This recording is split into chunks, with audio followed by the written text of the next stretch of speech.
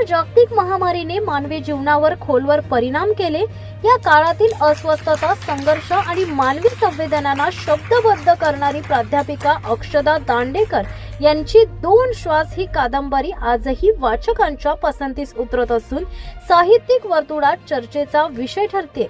शिक्षक दिनाचे औचित्य आणि प्रकाशन या कादंबरीचे प्रकाशन 5 सप्टेंबर 2023 रोजी शिक्षक दिनाचे औचित्य साधून ठाणे येथे मोठ्या उत्साहात पार पडले होते। इनरव्हील क्लबच्या पीडीसी पल्लवी चौकसी यांच्या हस्ते या पुस्तकाचे अनावरण करण्यात आले होते। कोविड काळात लिहिलेली ही कादंबरी त्या काळातील दाहकता आणि जीवनाचे महत्त्व अधोरेखित करते।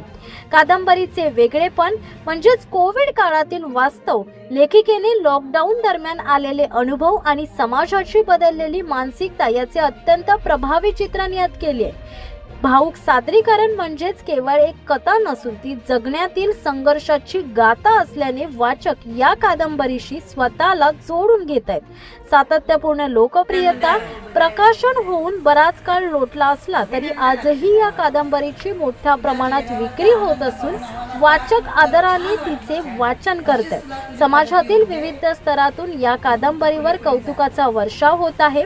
विशेषतः शिक्षकी पेशात असलेल्या दांडेकर यांनी आपल्या संवेदनशील लेखणीतून समाजासमोर एक आरसा धरलाय, अशी भावना अनेक वाचकांनी व्यक्त केली आहे। ठाण्यातील साहित्यिक वारसा पुढे नेण्यामध्ये या कादंबरीचा मोलाचा वाटा असल्याचे बोलले जाते।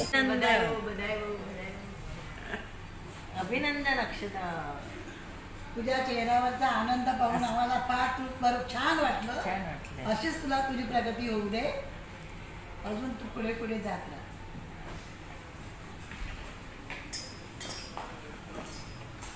Congratulations, well done Akshada. Congratulations, you are an inspiration to all of us. बहुत अच्छा लगा, आपको बधाई हो। Congratulations अक्षता, याप्रमाणे दुसरेही पुस्तक आमच्या हातात येईल अशी आम्ही अपेक्षा करतो। Now I wish to have in Hindi. Yeah. You just translate this book in Hindi. I will be very grateful. अजून असंच आम्हाला छान छान वाचायला मिळेल, तुमच्याकडनंही अपेक्षा करते। अभिनंदन तुमचे।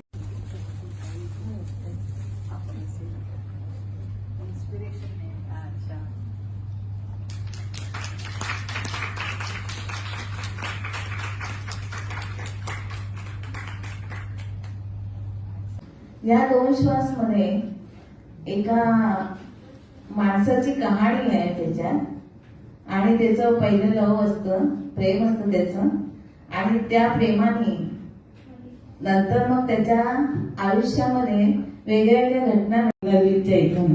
आणि हे सुरुवात पण ह्या ज्या जी लेडीज दाखवले तुळशी, म्हणजे तिच्यापासूनच सुरुवात झालेली आहे, म्हणून मी हे चित्र ठेवलेलं आहे।